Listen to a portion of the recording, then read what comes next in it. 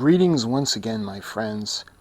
I'd like to welcome you to another video, and this video is going to be pretty special. You might see that I'm using the Enterprise D from Fan Home for my introduction.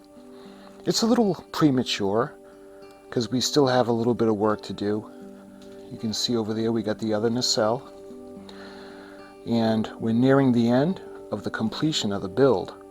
Incidentally, you can see Titanic on another build that I'm doing. But this video today is going to be focusing on the Enterprise D, and in particular, Eaglemoss. She was actually an Eaglemoss product before they ended up going out of business and was purchased by Fan Home. But the reason I'm using her in my intro is because I have a very special gift that I got from a very special friend. Nathan, thank you so much. My good friend Nathan sent me the Eaglemoss U.S.S. Enterprise NCC-1701-D information magazine. So we're going to have a little bit of fun.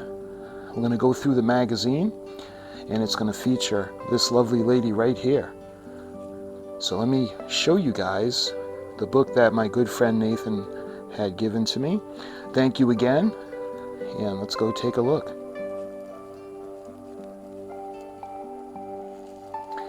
Okay, so I want to show you the awesome magazine that Nathan sent me.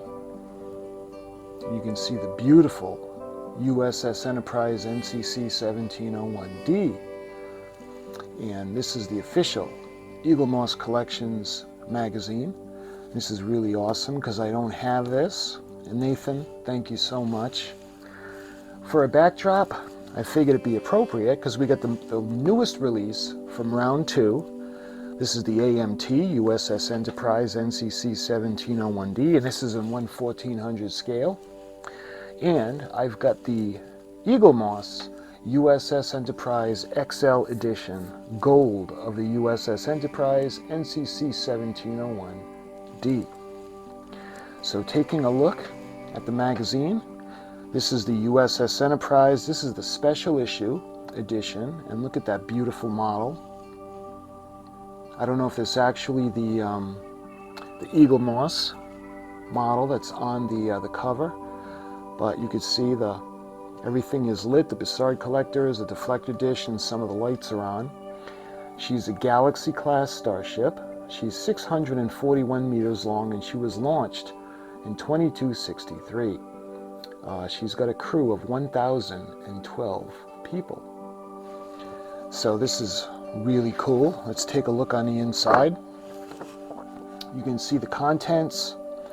And the thing about the Eaglemoss, these magazines are so cool. The graphics are just amazing. You can see the Enterprise D, and it shows you the assembly, how to assemble the ship, how she slides onto the stand.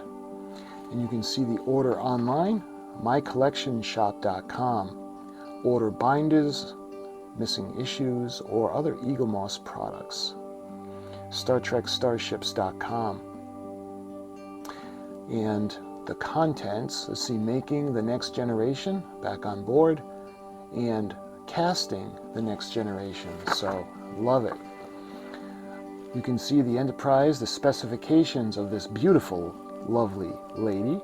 She first appears in Encounter at Farpoint. You guys remember that was the premiere for the franchise, for the series.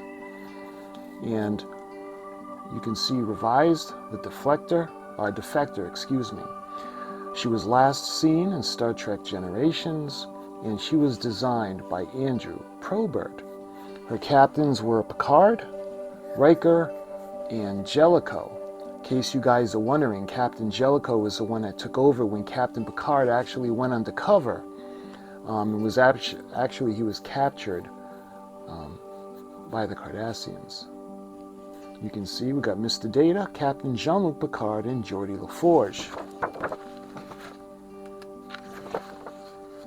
And you can see I love these storylines. This is back on board.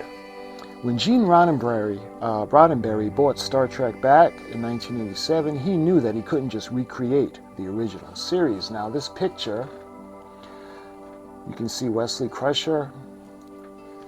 We've got Geordi LaForge, Commander Riker, Tasha Yar, Captain Picard, Dr. Beverly Crusher, Mr. Worf, Deanna Troi, and Mr. Data. The new Star Trek series was set 100 years after the original and had a very different kind of crew. And Roddenberry banned the appearances of relatives of Kirk's crew and was resistant to using familiar faces. So we're going to go through this. I want to do it justice. So in 1986, there hadn't been a new episode of Star Trek in 17 years. But the fourth movie in the franchise, Star Trek IV: The Voyage Home, had been released to great acclaim and broken previous box office records.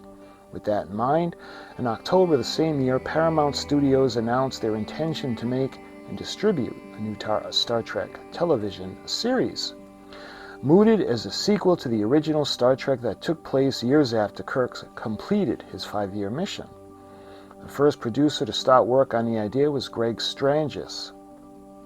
But Paramount were always concerned about creating Star Trek without the involvement of its original creator, Gene Roddenberry.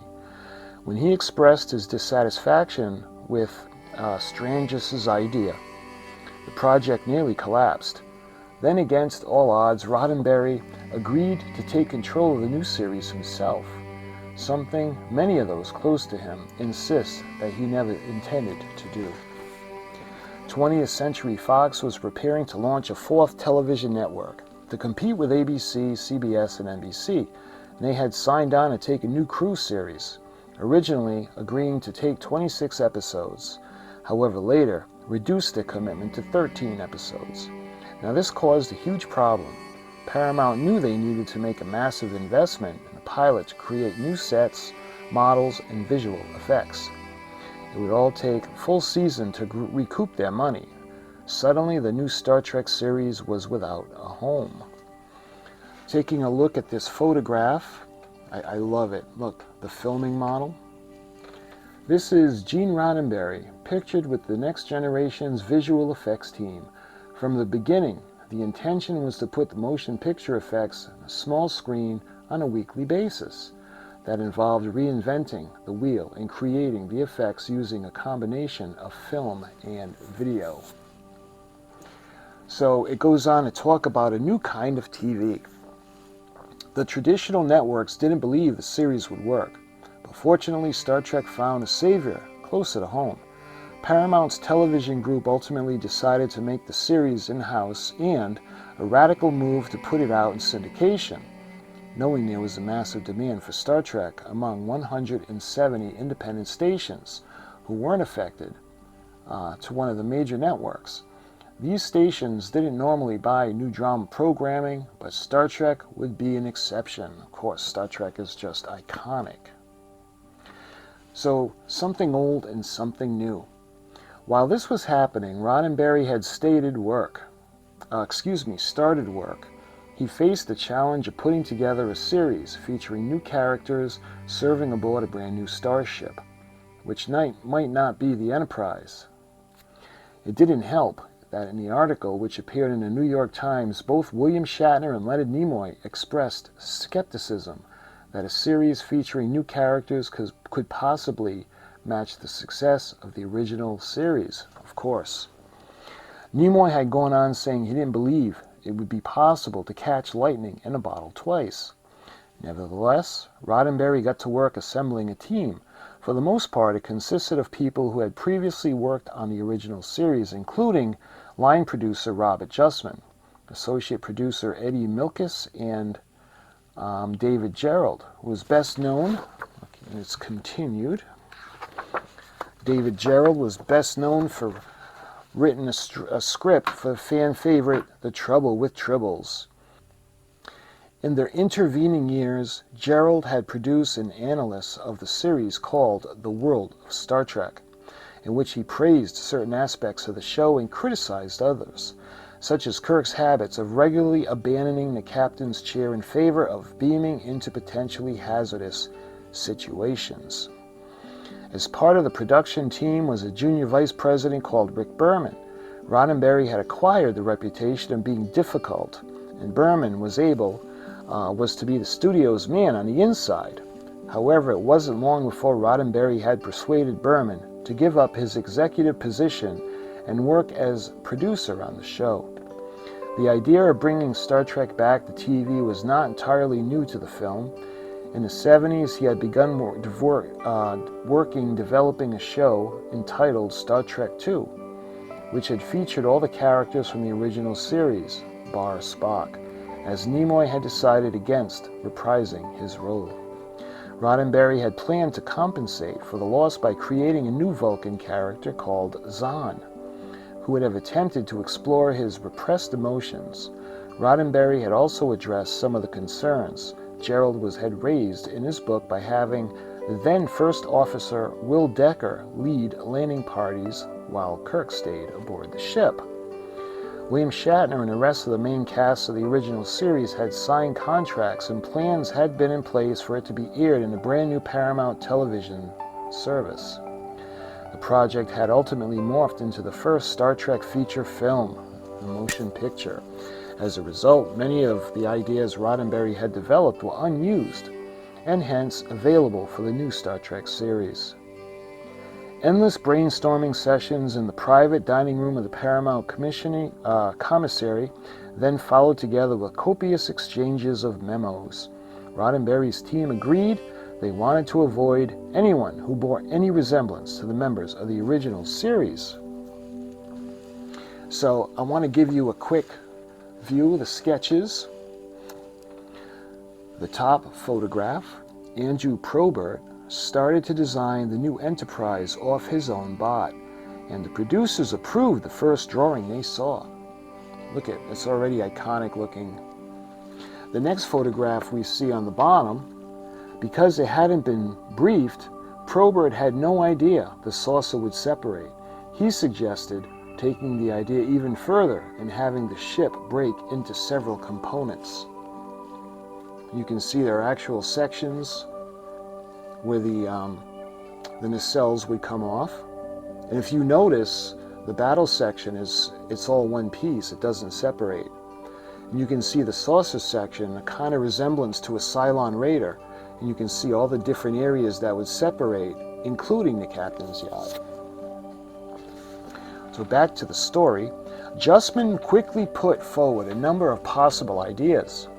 These involved a Noah's Ark type of concept where crew members, families would permanently live on the ship, having an android as a regular character who would exhibit Spock-like mystique, introducing a Klingon Marine and a few science officers, styled on Sean Young's role in Blade Runner as the replicant Rachel, who was either part Vulcan and a direct descendant of Spock, or direct descendant of Kirk.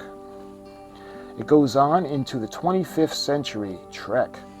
Before we do that, I want to show you this photograph now, this illustration. And this is the holodeck, which allowed writers to tell any kind of story they wanted. And the production team and raid the studio's vault of props and sets. So 25th century Trek, Roddenberry dismissed the idea of the Klingon crew member, but Justman's Noah's Ark and android concept were immediately popular.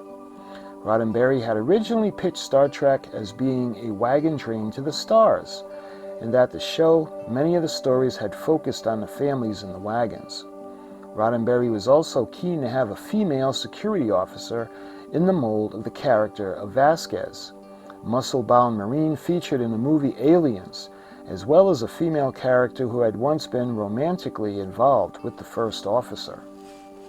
Roddenberry worked with Gerald to put together the first draft of a 22-page writer's Bible, which detailed the major characters and the format the series would follow. By now, Roddenberry had decided that the series would be set in the 25th century. Arraignments and materialism would be de-emphasized, allowing the series to concentrate more on discovering strange new worlds rather than on space villains in battles.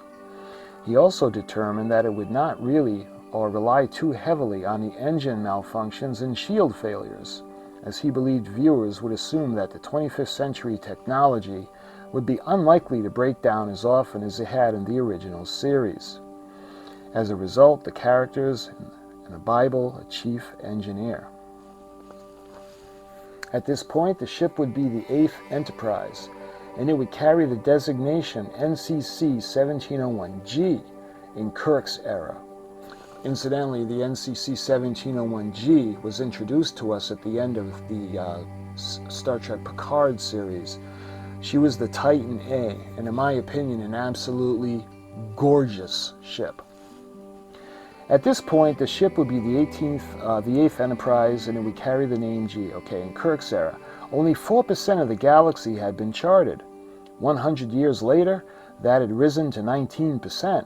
While Kirk's missions were confined to 5 years, the crew of the Enterprise was expected to spend 10 years or more out in space.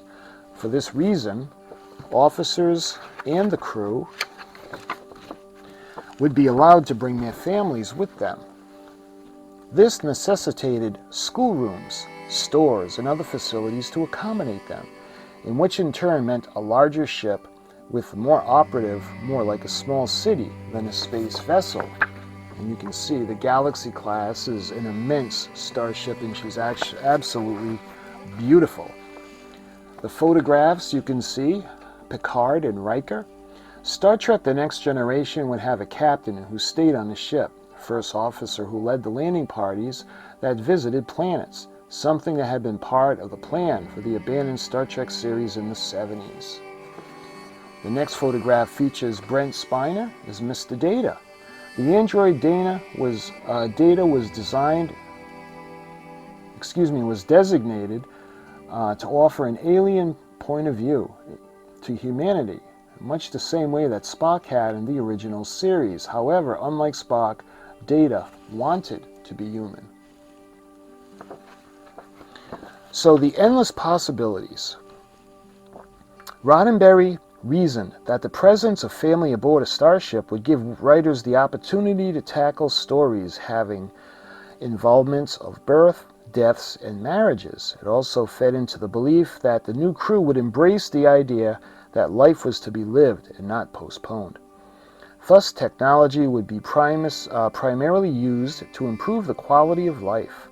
This led to the introduction of the Holographic Entertainment Center, which combined transporter and replication technology to simulate just about any environment.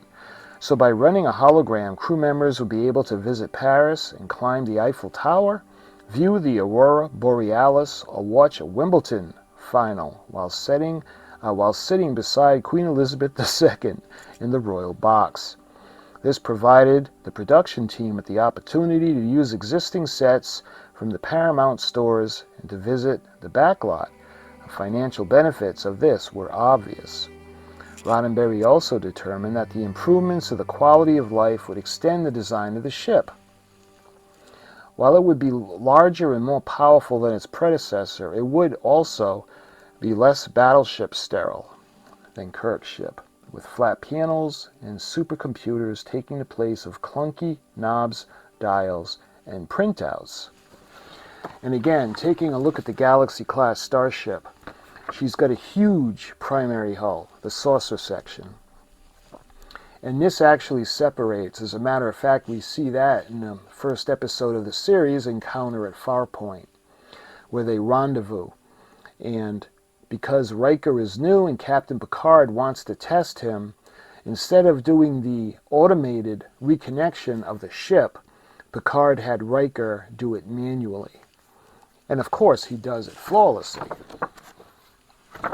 So, assembling the cast. When it comes to crew members, Roddenberry was keen to avoid the dynamic but somewhat overpowering double act of Kirk and Spock, and instead moved to focus all the principal officers, thus enabling them to operate as more of an ensemble.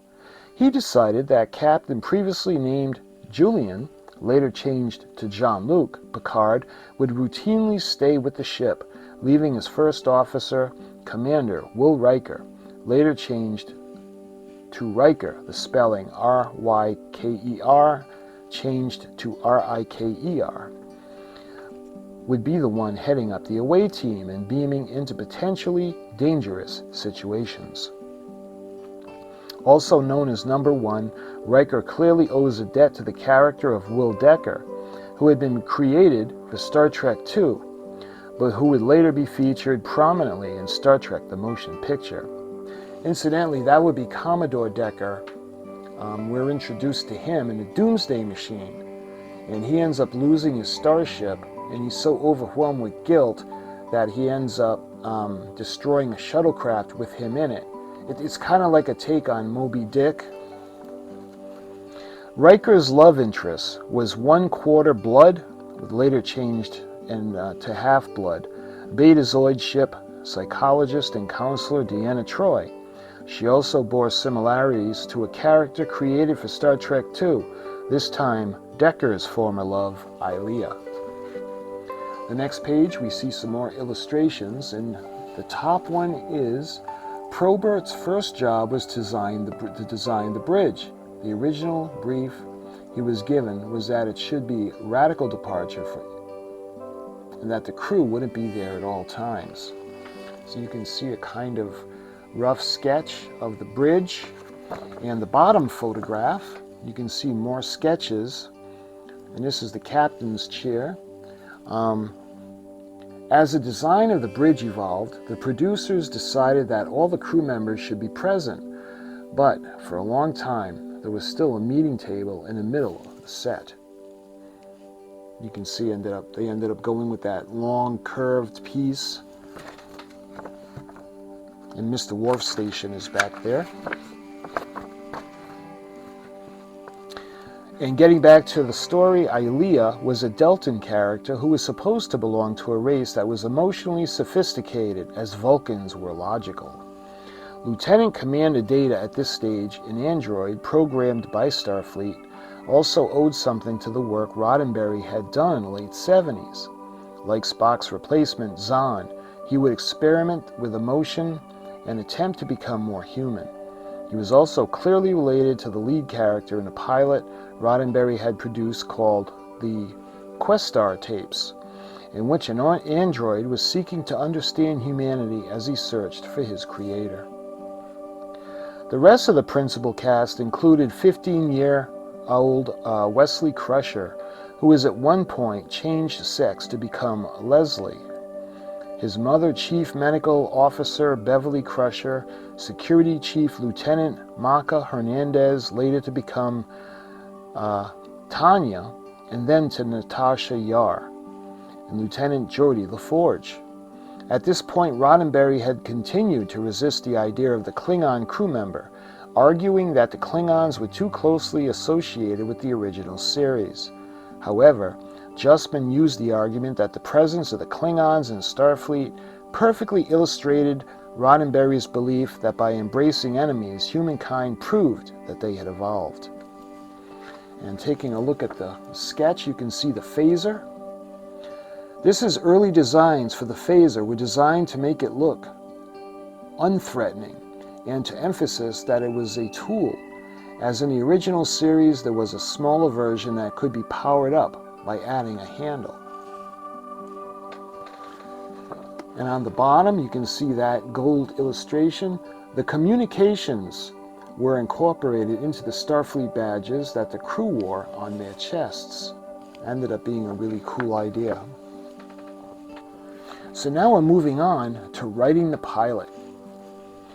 By December, a working version of the Writer's Bible was in place, and a team of writers was quickly appointed.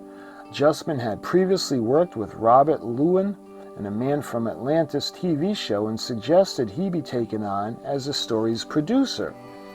Herb Wright, Morris Hurley, and D.C. Fontana filled out the rest of the writing department.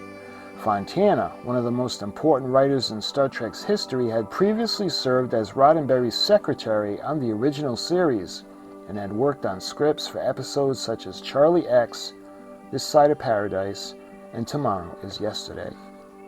Before being promoted to story editor, Fontana had been the producer for Star Trek, the animated series.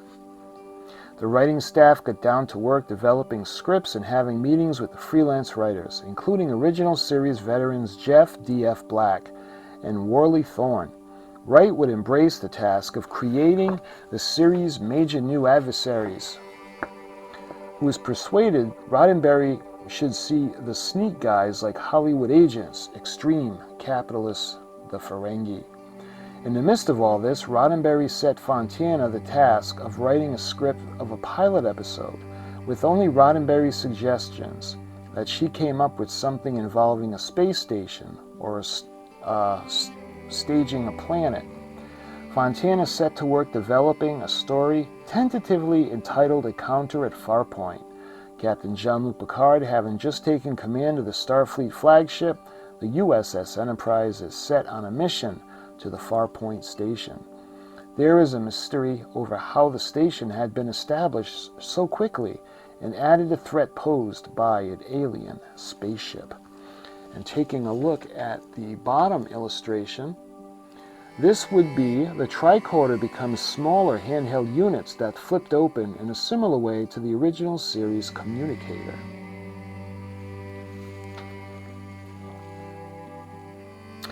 So moving on to the first mission, Paramount had yet to make a decision over whether the pilot would be 60 minutes or 90 minutes or a 2-hour-long movie. But at this stage, Fontana began working on a 90-minute script. One of her first decisions was to include a scene featuring Dr. McCoy and Data, thus creating a link between the two series. She then went on to establish the new crew. One of her prime concerns was that although the Bible referenced Picard having a complicated history with Dr. Beverly Crusher and Riker, and Troy having enjoyed a romantic relationship, it made no intention of current friendships and relationships. To offset this, she introduced a new character called Sawyer Markham, who is a good friend to Geordie LaForge, excuse me. And at Roddenberry's request, Fontana also added a scene in her second draft of the script which described the saucer section of the Enterprise separating from the rest of the ship. Roddenberry pointed out nothing like that he had ever seen before, and since this was something that the fans had long speculated the Enterprise could do, it was put in. It was going to go down. It was to be used to illustrate the procedures in place to ensure the safety of the children and spouses traveling on board the ship. These would later be directed to the saucer section in the event of an emergency. In March, D.C. Fontana turned the script, which was 90 pages long. However, after some discussion, Paramount decided it would be better to introduce the series with an hour-long episode, coupled with an hour of interviews and behind-the-scenes footage. After further discussion, that decision was reversed, and Paramount eventually settled on a 2-hour pilot. Effectively, a TV movie, which they believed would be the way to ensure the series kicked off with a bang. Roddenberry took over Fontana's script, keeping her mystery intact, but losing Sawyer Markham, while the one time adding a new character to the mix, a mysterious, omniscient being called Q, and a new storyline in which Q and Picard and the entire crew of the Enterprise would trial, and they were put on trial for crimes against humanity. There followed a number of drafts, all done by Roddenberry before a final shooting script received the green light. And we have, speaking of the Dr. McCoy with Mr. Data, I remember one of the lines he said, "If you always take care of her, treat her like a lady, she'll always get you home," referring to the Enterprise. And this is DeForest Kelley, makes a cameo appearance in the pilot. He wasn't sure if he wanted, but Fontana assured him that he shouldn't worry, excuse me. And there are a couple of original series cast members that made it to the next generation. Of course, Dr. McCoy, and we also have James Doohan, who reprises his role as Mr. Scott in Relics. Next photo, you can see another illustration. The decision was eventually taken to put an observation lounge behind the bridge where the crew would have their meetings. And look, you can even see the ships on the wall. On the bottom illustration, the original series costume designer William Ware returned and designed jumpsuits that use the divisional colors from Kirk's day. You can see the formation of the uniforms. So taking a look behind the scenes. Meanwhile, Justman had been busy assembling a behind the camera team.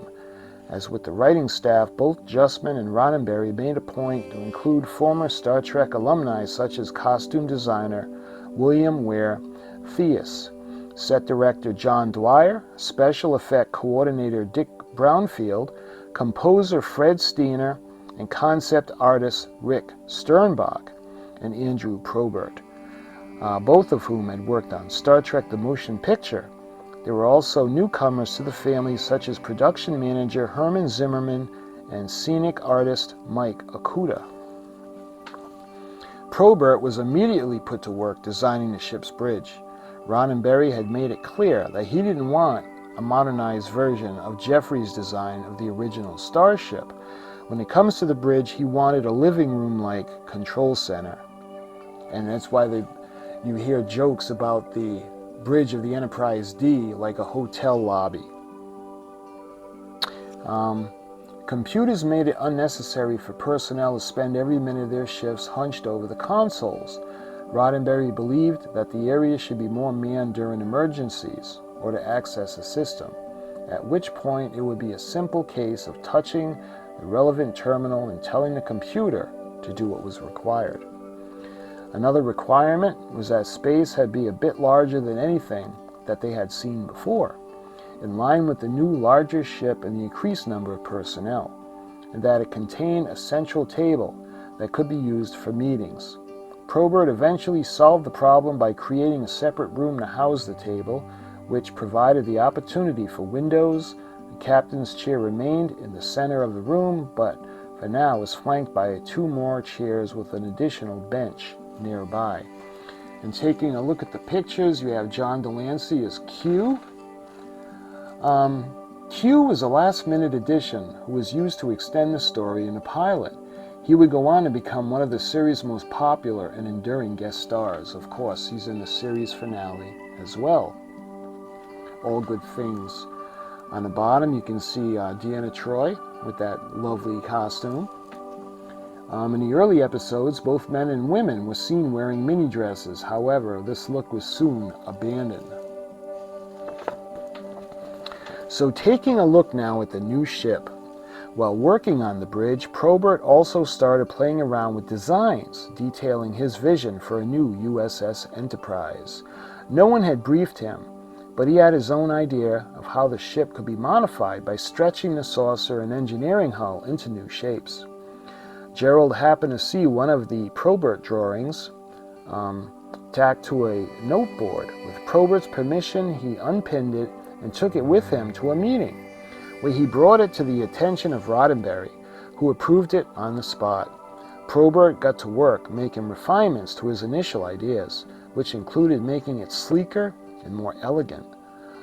She was more elegant looking than previous ships. He also had to work out to make the saucer separate, an idea that he initially understood, producing designs in which part of the saucer flew off to become a combat vehicle. Meanwhile, Sternbach had been busy designing Farpoint Station as well as the props that the series would need in the opening ongoing basis. While the new crew would still use phasers, Roddenberry requested that they look less like weapons and more like tools, to fit in with his desire to downplay the more militaristic aspects of Starfleet command. Sternbach's approach was to dispense with triggers, trigger guards, and handles, and miniaturize the phaser to the point where it was little more than palm-sized. At the same time, the tricorder even evolved.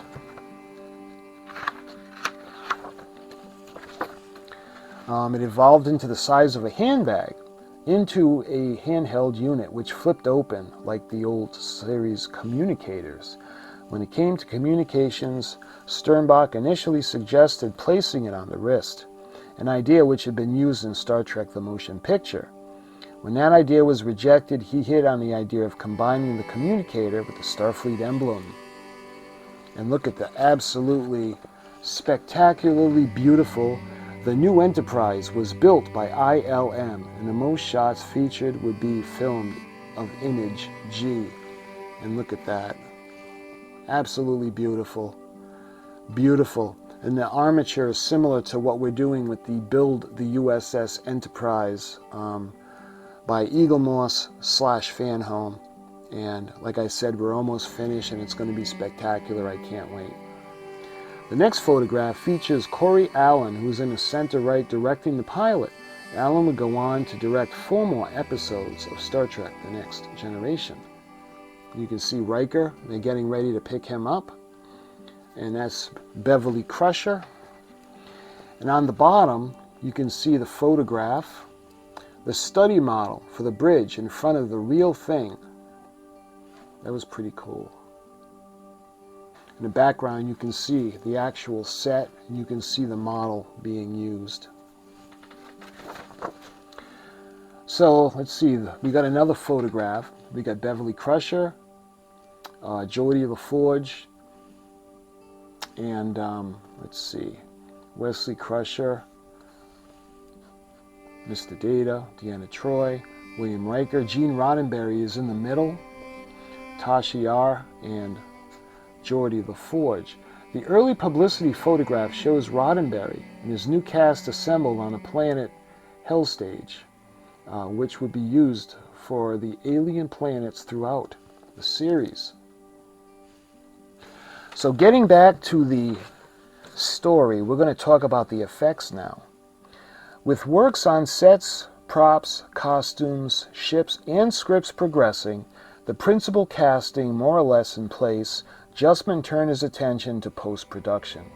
After the success of the Star Wars and the Star Trek movies, Justman and producer Peter Lorreson would determine that Star Trek The Next Generation would have a comparable number of special effects sequences.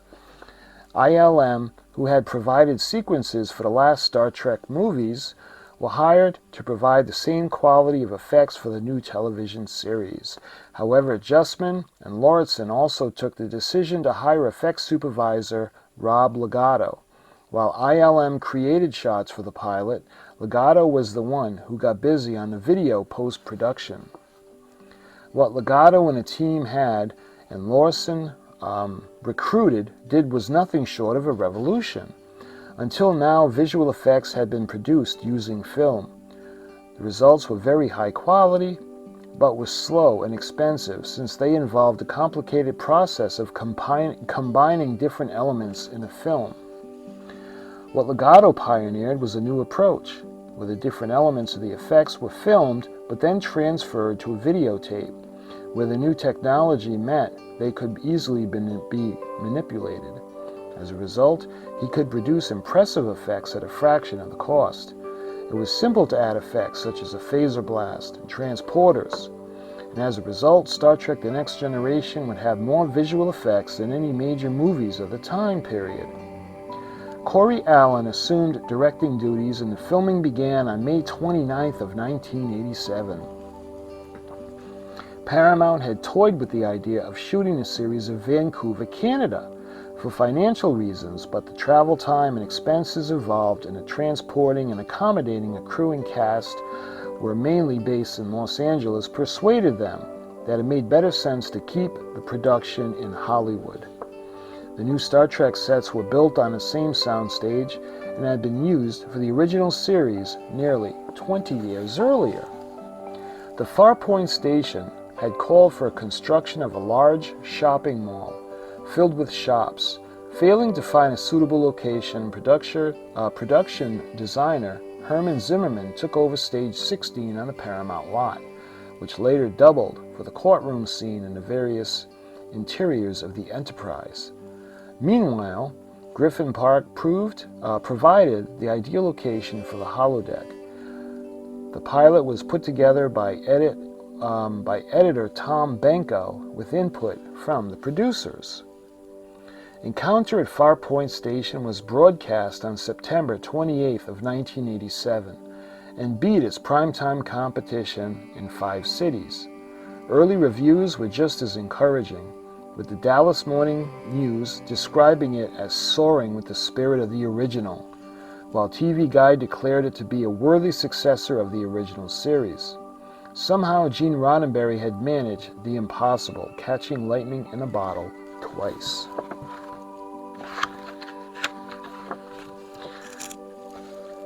The next, we see the photograph of Captain Jean-Luc Picard.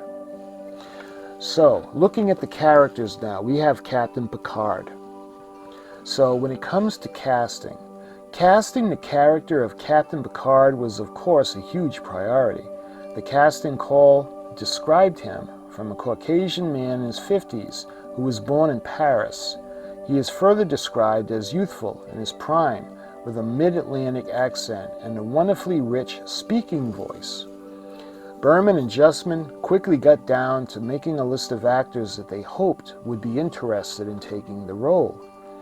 As with the casting of Captain Kirk, producers of the studio were open to casting a named actor despite being black. Yaphet Kotto was one of Paramount's favorites, thanks to his previous performance in the movie The Thomas Crown Affair. Live and Let Die, Aliens. Billy D. Williams was also embarked as a strong possibility. While Kotto expressed interest in a role, Williams turned it down flat, citing a lack of interest in syndication. Also, the list of people the producers wanted to talk and were at least open to talking were TV star Telly Savalas, best known as Kojak. Now that would have been interesting. John Saxon, a longtime Roddenberry collaborator, who was known for his role in Bruce Lee film Enter the Dragon. Veteran English actor Anthony Quayle, action star Lee Van Cleef. That would have been really cool. Fellow Clint Eastwood fans know all about Angel Eyes. Van Cleef had appeared in The Good, the Bad, and the Ugly, and Keir Dullea, famous for his role in Kubrick's 2001. While the casting process was in progress, Justman happened to catch an English actor called Patrick Stewart, given a reading in L.A. as a performing role with the Royal Shakespeare Company. Stewart, then 47, had appeared in the films Life Force, Lady Jane, as well as the renowned BBC series I, Claudius. Bowled over by Stewart's performance, Justman quickly threw his name into the arena, only to have it immediately shot down by Roddenberry. Roddenberry, who having auditioned Patrick Baco, a Belgian actor who had appeared in a number of Eric Rohmer films, as well as the James Bond movie A View to Kill, stated he would only consider a French-speaking actor in the role. Finally, after more lobbying from Justman, it came down to a choice between Patrick Stewart and Stephen Mott, who had been in a role in Cagney and Lacey and was strongly supported by D.C. Fontana. Roddenberry came round to the idea of Stewart, and the role was adjusted to accommodate Patrick Stewart. So next we'll see the role of Riker, and you can see Jonathan Frakes would become William Riker. An officer, Commander William Riker, otherwise known as Number 1, was also described as Caucasian, aged 30 to 35, and agile and strong. Riker was also expected to lead the away missions, while his captain remained on board, so he had strong leadership qualities. Actor Michael O'Gorman, who went on to appear in the movie Ironweed, was identified as an early favorite, although, according to the notes from the producers, he was considered to be a typical choice, albeit a good one, for the role. Another equally favorite was Billy Campbell, who had earlier appeared in part of the groundbreaking gay couple in the primetime series Dynasty. Campbell was poised to be cast, but was ultimately rejected when producer John Pike commented that Campbell was not believable as someone he would willingly follow into battle. Also on the short list was Ben Murphy, principally known for his lead role in a hit TV series Alias Smith and Jones, and soap actor Greg Marks. The role of Riker eventually went to Jonathan Frakes, who previously appeared in the primetime soap opera Falcon Crest. And I don't know if you guys remember this either. Jonathan Frakes also made a role in his, he was on NYPD Blue. Possessing matinee idol good looks, Frakes had made the shortlist alongside Billy Campbell and O'Gorman, and emerged as a particular favorite of Roddenberry. When Campbell was rejected, the role went to Jonathan Frakes. And you can see, next up we have Lieutenant Commander Data. When it comes to the role of the humanoid android, Data, English film and television actor Mark Lindsay Chapman, was an early forerunner along with Eric Menyuk. The original concept for the character called for him to have an ethnic, probably Asian appearance. An Asian actor, Kevin Han Yee, also made the short list along with 7-foot 3-inch tall Kevin Peter Hall. Thanks to his height, Hall was regularly cast in horror movies, including Predator, where he played the main antagonist. At the same time, Hall was under consideration for the role of Geordi. However, auditions continued, and stage actor Brent Spiner read for the role. Having impressed Roddenberry, and the shortlist was reduced to Spiner and Menyuk, and Spiner finally winning the role. Menyuk later had a recurring guest role as the Traveler.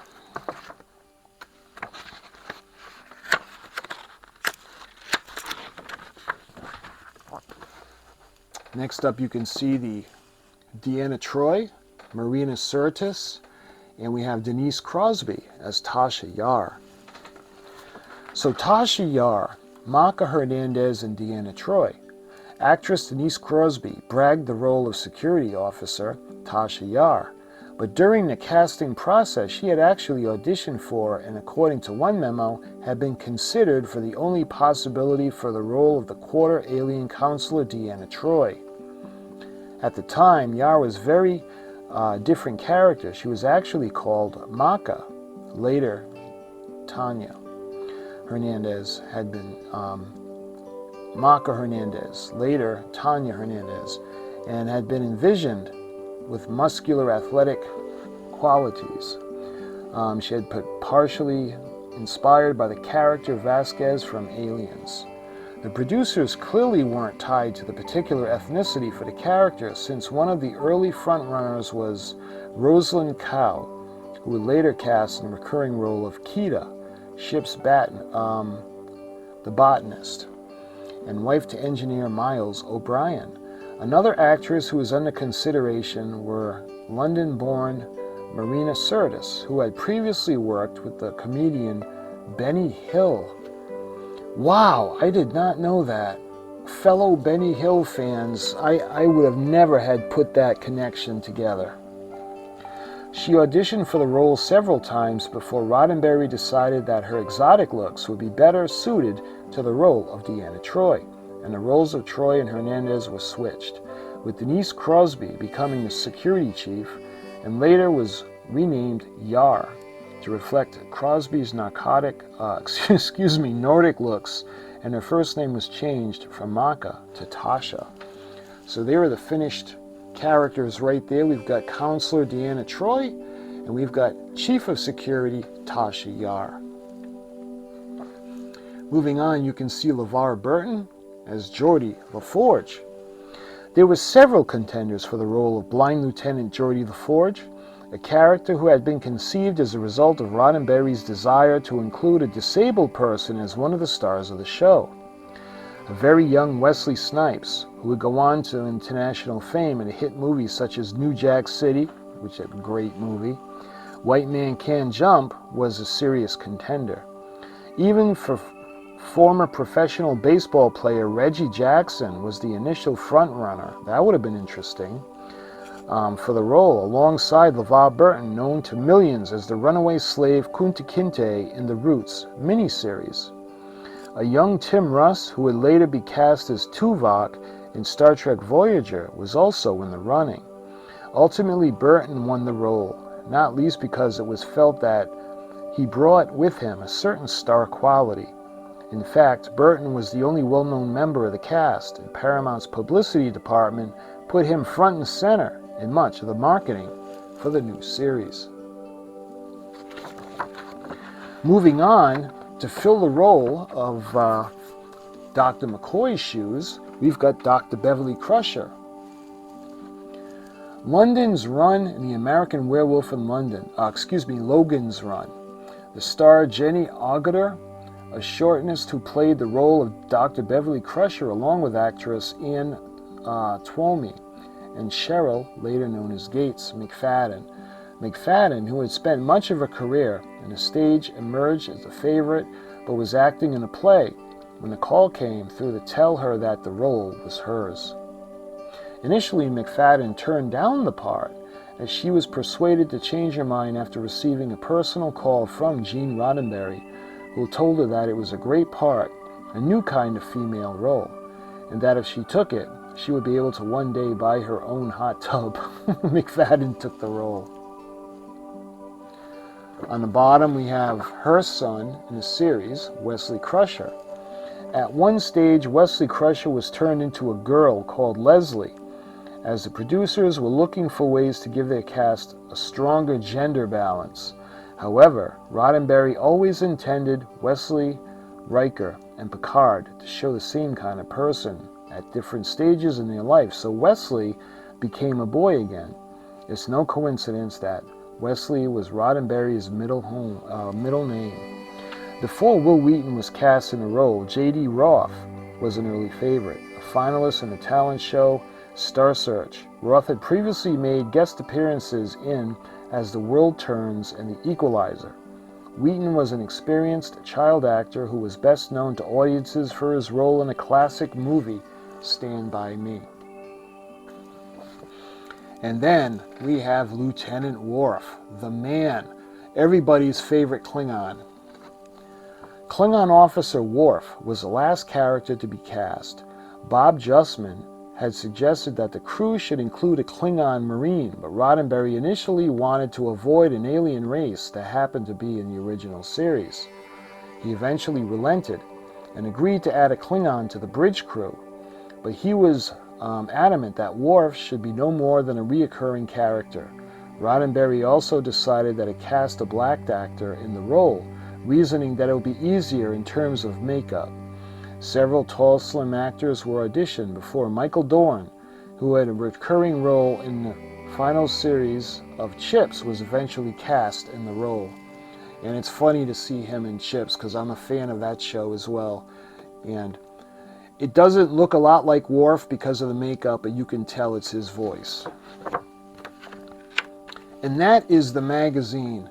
And that was just delightful. I love the whole behind the scenes kind of thing with the series. And those of you that do have the Build the Enterprise D from Eaglemoss/Fanhome, that's one thing that I like they do. They actually, when they give the instructions, they also have the series and episode info, so they've been going through each episode. But that build is coming to an end. As a matter of fact, I think I have two more shipments, and they usually come in 4 stages. So I'll have 4 in the next one, and then the last shipment will have 2. And I'm really looking forward to that. But my friends, this was the Eaglemoss Collections Star Trek, the official Starships Collection magazine, featuring the U.S.S. Enterprise NCC-1701-D special issue. And I love it. It's just great. My good friend Nathan, if you're watching, thank you so much. I greatly appreciate this. I didn't have it, and I'm very tickled pink to add it to my collection. So my friends, until my next Star Trek related video, I thank you so much for watching, and I'll talk to you guys soon.